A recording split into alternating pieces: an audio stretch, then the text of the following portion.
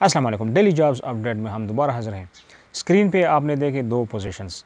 तफसील में जाने से पहले अगर आप चैनल पर नए हैं और जॉब की तलाश में है तो इस चैनल को भी साथ में सब्सक्राइब कर ले और घंटी की निशान आल पर भी क्लिक कर ले। हमारे हर आने वाले जॉब्स इंफॉर्मेशन रोज़ाना के हिसाब से आपको मिलते रहेंगे। तो यूथ एंड वॉलंटियर ऑफिसर, ये पाकिस्तान रेड क्रिसेंट सोसाइटी की जॉब है।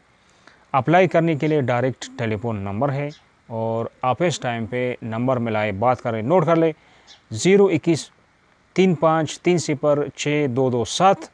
दूसरा आउटडोर क्लर्क, ये एक प्राइवेट कंपनी है और इनका भी डायरेक्ट टेलीफोन और मोबाइल नंबर से किसी टाइम रब्ता कर ले, नोट कर ले 021-3241-9549 और 0213-2420-509, ये इनका मोबाइल नंबर है।